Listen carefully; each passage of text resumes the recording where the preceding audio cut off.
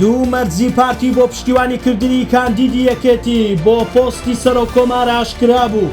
مەرجی یەکگرتوو بۆ کاندیدکردنی موسەنا ئەمین بۆ پۆستی سەرۆکۆمار ڕاگەیەنرا لەسەر داواکردنی دوو موچە فەوتاوەکە لە سلێمانی چالاکێکی مافی مامۆسایان دەستگیر دەکرێت.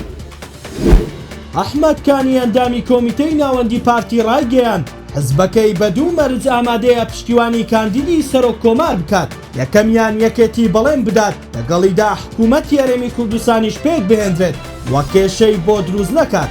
دووەمیش ئەو کەسەی کاندید دەکرێت دەبێت ڕەزامەندی پارتی و لایەنە کوردستانیەکانی لەسەر بێت. ئەوە لە کاتێکدایە تاوەکو ئێستا یەکێتی بە فەرمی هیچ کاندیدێکی بۆ پۆستی سەرۆککۆمار ڕانەگەیاندووە و پێدەچێت پارتیش بەهۆی ئەو دۆخەی لە دیاریکردنی جێگری دووەمی پەرلەمانی عێراق تووشی بوو بیر لە دانانی کاندید بۆ پۆستی سەرۆککۆمار نەکاتەوە. دکتۆر موسەنا ئەمین سەرۆکی فراکسیۆنی یەکگرتوو لە پەرلەمانی عێراق ڕاگەیاند ئەمڕۆ دەگەڕێینەوە بەغدا و بەیانی دوایین بڕیاری یەکگرتوو لەبارەی کاندیدکردنی من بۆ پۆستی سەرۆککۆمار دەدرێت. موسەنا ئەمین وتیشی بۆ ئەوەی کاندیدیان هەبێت چاوەڕێی ئەوە دەکەن پشتیوانی لایەنە ئۆپۆزسیۆنەکان بەدەست بهێن و هەروەها لە ناو لایەنەکانی پەرلەمانی عێراقیش بتوانن پشتیوانی کۆ بکەنەوە. ناوبراو ڕاگەیاند کەوا ئۆپۆزسیۆن 13 کورسی لە ناو پەرلەمانی عێراق هەیە و یەکێتیش تەنها 18 کورسی هەیە.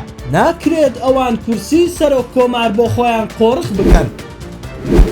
دوای ئەوەی مامۆستا دڵشاد میرانی نوێنەری فەرمانبەرانی ناڕازی لەسەر دوو موچە فەوتاوەکەی پارساڵ داوای هەڵوێستی لە مامۆستایان کردو لە پێگەی خۆی لە تۆڕی کۆمەڵایەتی فەیسبووک ڕاگەیاند وەک هەڵوێز وەرگتن لە ئاست دوو موچە فەوتاوەکە پێویستە مامۆستایان بایکۆتی ناوەندەکانی خوێندن بکەن و دەوامکردن ڕابگرن. هێزێکی ئەمنی شەوی ڕابردوو مامۆستا دڵشادیان دەستگیر کردووە.